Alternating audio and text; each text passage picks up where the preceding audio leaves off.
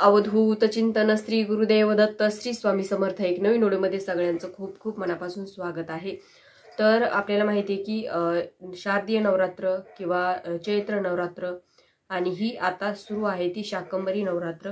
शाकंभरी नवरात्र हे 18 जानेवारी 2024 ला सुरू झालेली आहे आणि येणाऱ्या शाकंभरी पौर्णिमेला ती नवरात्र संपणार आहे। आपण शारदीय नवरात्र ही मोठी नवरात्र म्हणून सगळे जण साजरी करतात किंवा चैत्र नवरात्र, पण ही नवरात्र गुप्त नवरात्र सहसा कोणाला माहिती नसते आणि ज्यांची शाकंभरी देवी कुलदेवी आहे त्यांना माहिती असतं ते सेवा किंवा तिची जी काही पूजापाठ असतात ते करतात। पण सगळ्या ज्या नवरात्र आहेत ना ते सगळ्या नवरात्रामध्ये आपण आपल्या देवीची सेवा करायला पाहिजे। शाकंभरी देवीची सुद्धा आपण सेवा करायला पाहिजे, तिची उपासना आपण करायला पाहिजे, पण बरेच जण नाही करत। तर तुम्ही भलेही आता 18 तारखेला नवरात्र ही सुरू झालेली आहे, पण तुम्हाला आतापासून म्हणजे आतापर्यंत तुम्हाला काही सेवा करता नाही आली तर तुम्ही येणाऱ्या शाकंभरी पौर्णिमेला तुम्ही सेवा नक्की करा। तर कशी करायची सेवा, काय करायची त्याची पूर्ण माहिती मी तुम्हाला सांगणार आहे, त्याच्यामुळे व्हिडिओ शेवटपर्यंत नक्की बघा। शाकंभरी पौर्णिमा, आता येणारी पौर्णिमा ही शाकंभरी पौर्णिमा आहे आणि शाकंभरी नवरात्र जी सुरू झालेली आहे ती शाकंभरी पौर्णिमेला ती संपत असते। तर 24 तारखेला रात्री 9:51 पौर्णिमा लागणार आहे, तर 25 तारखेला रात्री 11:24 पौर्णिमा संपणार आहे। म्हणजे 25 तारीख हा पूर्ण दिवस आपल्याकडे आहे सेवा उपाय करण्यासाठी। तर बरेच जण आपण काय करतो, आपली कुलदेवी, आता आमची कुलदेवी तुळजापूरची देवी आहे, मग आपण आपल्या कुलदेवीच्या टाकावर आपण कुंकुमार्चन करतो किंवा अभिषेक करतो श्री सूक्त म्हणून। त्याच्यानंतर आपण श्री यंत्रावर आपण कुंकुमार्चन करतो। त्याच्यानंतर आपण म्हणजे इतर देवांच्या फोटोवर मूर्तीवर आपण सेवा आपली सतत सुरू असते। पण आता ही शाकंभरी नवरात्र आहे। शाकंभरी नवरात्र म्हणजे शाकंभरी देवीचा तुमच्याकडे फोटो नसेल, मूर्ती जर नसेल, तर तुम्ही अन्नपूर्ण मातेची तुमच्याकडे मूर्ती असेल तर तिच्यावर तुम्ही सेवा करा, अभिषेक करा, कुंकुमार्चन करा। कारण आपण सगळ्या देवावर आपण सेवा करतो, पण अन्नपूर्ण मातेच्या मूर्तीवर आपण सेवा बऱ्याचशा वेळेस म्हणजे होत नाही, आपल्याकडून आपण करत नाही, बऱ्याच जणांकडून सेवा होत नाही। तर तुम्ही ह्या पौर्णिमेला नक्की करा, कारण शाकंभरी म्हणजे शाक म्हणजे भाज्या।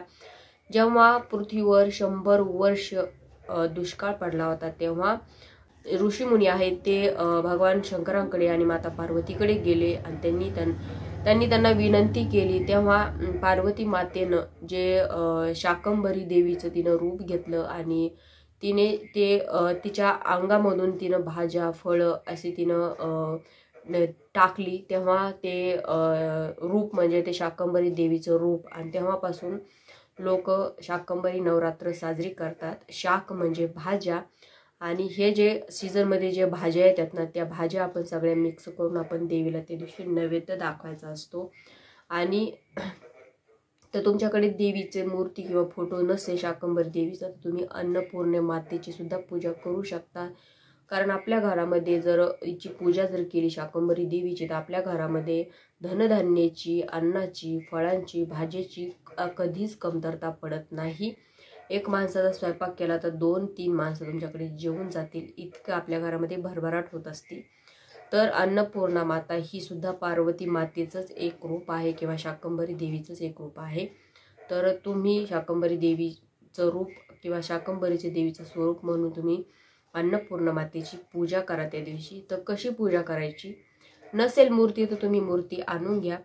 तर आपण जेव्हा मूर्ती घेतो तेव्हा मूर्ती घ्यायची, तिच्यावर श्री सूक्ताचा अभिषेक करायचा, पंचामृताने करा, नंतर पाण्याने करू शकता किंवा तर अभिषेक करायचा, त्यानंतर कुंकुमार्चन करायचं मूर्तीवर। तुम्ही स्वच्छ मूर्ती अगोदर पुसून घ्यायची, त्यानंतर कुंकुमार्चन करायचं, देवीला स्वच्छ पुसायचं, देवघरामध्ये ठेवायचं। जे काय भाज्या आहे ह्या सीझनमध्ये त्या भाज्या पूर्ण भाज्या घ्यायच्या, प्रत्येक एक भाजी करू शकता, पण प्रत्येक एक भाजी करणं शक्य नसतं, म्हणून प्रत्येक भाज्या ज्या आहेत त्या मिक्स करून तुम्ही एक भाजी करून नंतर त्या देवीला नैवेद्य त्या दिवशी दाखवायचा आहे। अतिशय प्रभावी ही सेवा आहे। बघा, तुम्हाला आपण महालक्ष्मीच्या किंवा श्रीयंत्रावर जेव्हा कुंकुमार्चन अभिषेक करतो आपण लक्ष्मी प्राप्तीसाठी करतो, त्याच्यानंतर आपल्या देवीचा, आपल्याला कुलदेवीचा आशीर्वाद मिळावा आपल्या म्हणून आपण आपल्या कुलदेवीच्या टाकावर आपण अभिषेक करतो, कुंकुमार्चन करतो। पण शाकंभरी देवी ज्या आपण सेवा केली, उपासना आराधना केली तर आपल्या घरामध्ये धनधान्याची कमतरता पडत नाही किंवा फळांची भाजीची आपल्या घरामध्ये कमतरता पडत नाही. तर त्याच्यामुळं तुम्हाला येणाऱ्या पौर्णिमेला, शाकंभरी पौर्णिमेला तुम्हाला अन्नपूर्णा मातेची पूजा सेवा करायची आहे. तर सेवा काय करायची बघा, कोणतीही सेवा आपण जर केली तर आपल्या देवीपर्यंत पोहोचतेच. ती म्हणजे बघा, ही सेवा जर केली ना तर आपल्या देवीपर्यंत ती नक्कीच पोहोचते. ती म्हणजे दुर्गा सप्तशतीचा पाठ. तुम्हाला ह्या नवरात्रामध्ये नाही झाला करणं, आता 2 दिवस आहेत आपल्याकडे, तर नाही झाला करणं तर तुम्ही येणाऱ्या शाकंभरी पौर्णिमेच्या दिवशी एक तरी पाठ तुम्ही नक्की करा. तो शाकंभरी देवीपर्यंत तुमची ती सेवा पोहोचेल, तिच्यापर्यंत ती तुमची सेवा रुजू होईल आणि तुम्हाला तिचा आशीर्वाद मिळेल. तर सप्तशतीचा पाठ तुम्हाला त्या दिवशी वाचायचा आहे. घरी वाचू शकता, केंद्रातसुद्धा वाचू शकता, जिथे तुम्हाला होईल तिथे पॉसिबल तिथे तुम्ही जाऊन वाचा. पण तुम्ही दिवसातून तुम्ही एकदा का होईना ते पाठ तुम्ही नक्की वाचा. तर ही अशी शाकंभरी पौर्णिमा तुम्हाला साजरी करायची आहे. आणि त्या दिवशी आपल्याला सत्यनारायणची पूजा पण आहे. सत्यनारायणची पूजा आपल्याला 25 तारखेलाच मांडायची आहे. सायंकाळी प्रदोष काळामध्ये तुम्हाला ती पूजा मांडायची आहे, उपवास करायचा आहे. तर अशी ही तुम्हाला सेवा उपवास करायचा आहे. तर आजचा हा व्हिडिओ कसा वाटला तुम्ही नक्की सांगा. व्हिडिओ आवडल्यास व्हिडिओ लाईक करा, शेअर करा, चॅनलला सबस्क्राईब करा. झाली सेवा श्री स्वामी समर्थ महाराजांच्या चरणी आणि परमपूज्य गुरु माऊलींच्या चरणी रुजू करते. श्री स्वामी समर्थ.